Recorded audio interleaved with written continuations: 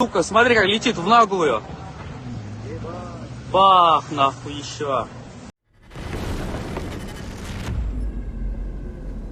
Сука, смотри, как летит в наглую. After constant Russian terror attacks on civilian targets, and especially after the attack in Kryvyi Rih, where 6 children were killed near a playground, Ukraine resumed its nightly drone attacks on Russian military sites.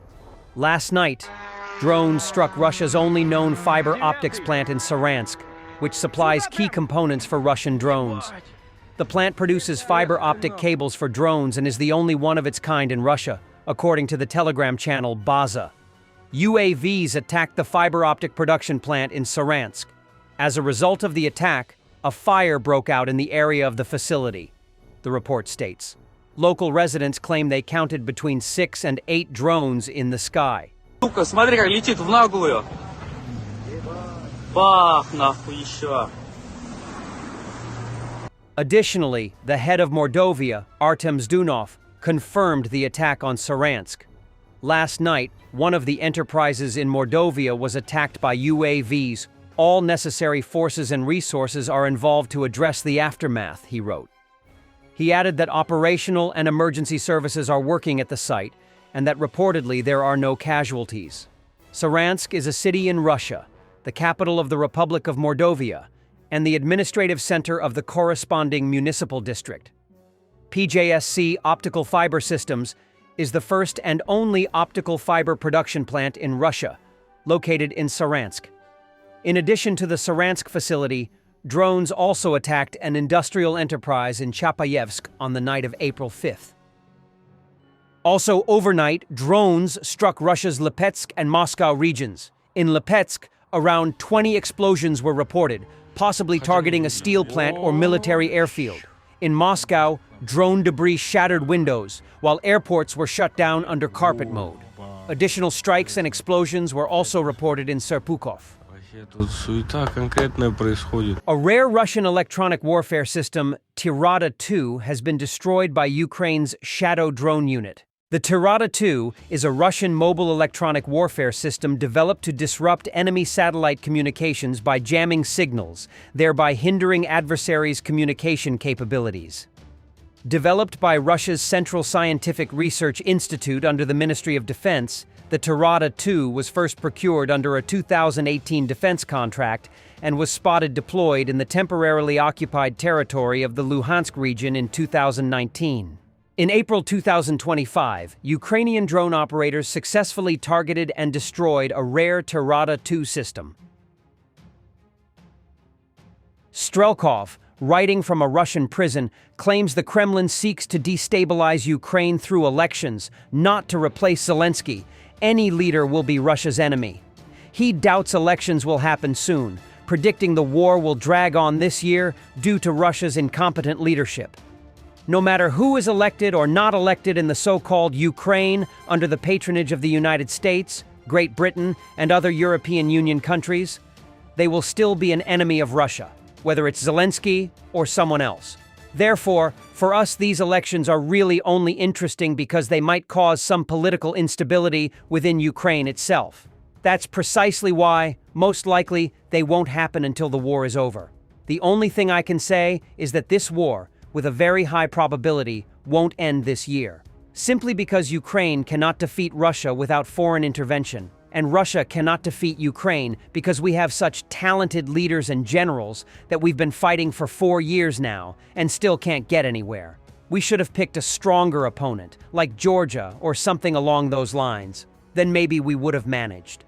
So this news actually interests me very little, and I don't see anything important in it. Trump claims Zelensky and Putin are ready for a deal. Another empty talk for the cameras, just like his promise to end the war in 24 hours or the so-called minerals deal that was almost signed countless times. Have you talked to Zelensky recently? Not too long ago, yeah. How did that go? Good. I think he's ready to make a deal. No progress, though, other than that? I think a lot of progress. No, he's ready to make a deal, and I think that President Putin is ready to make a deal, and then you'll stop the killing of thousands of young people a week. Did Kirill Dmitriev say that to your his counterparts in the U.S.? Kirill Dmitriev, the Russian negotiator that's in Washington I right don't now? talk about specific people.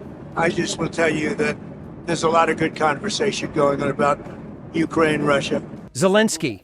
Proposals for a new mineral resources agreement will be ready next week. He also briefly responded to Russia's terror attack on Kryvyi Rih, saying, "For negotiations, Russians simply need to stop being murderers. Right now, they are just demons." Do that. We emphasize it. We believe that a ceasefire should be unconditional. And after that, we can talk in any format. But for this to happen, the Russians need to be ready for diplomacy, not just be killers. So far, they are just devils. Well, how can we still... Russian propagandists gathered in a circle to share the golden standards of Russian wartime propaganda.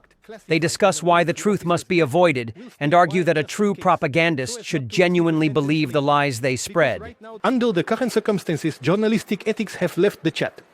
Any sensible journalist, if they see something marked classified on a military officer's desk, will stay quiet just in case, so as not to receive a sentence later. Because right now the circumstances are a bit different from those in peacetime. That's point one. Point two, regarding the effectiveness of propaganda. Only if the propagandist himself believes in what he is broadcasting, at that moment he becomes effective.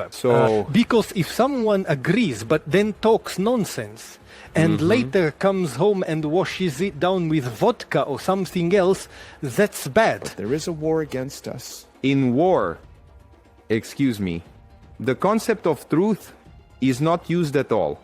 If you suddenly find out some information that you believe could frighten our viewer or your reader or bring the wrong impression, some sort of disappointment to this war, will you keep this information to yourself within the military information time frame or publish it?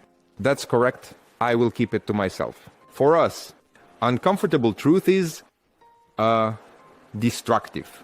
We don't want to hear this uncomfortable truth, because uncomfortable truth will cause us to feel shame, anger, displeasure. Some kind of displeasure. Yes, we will be uncomfortable. And the uncomfortable truth, because like if we talk about the West, conditionally the liberal West, right? There or there, I don't know. We with Ukraine, we cannot do anything bad. Therefore, of course, we will deny it until the end. This concerns both the West and us, really. This is about everyone. Thanks for watching, and don't forget to subscribe. Also, if you want to support Warthog Defense, please become our member and get early access to new videos, exclusive members-only videos, and become administrator in comment section. The membership link is in the description. Every day. We had a guy last week at 6 rescues in 6 days. You know, he's doing the job every day.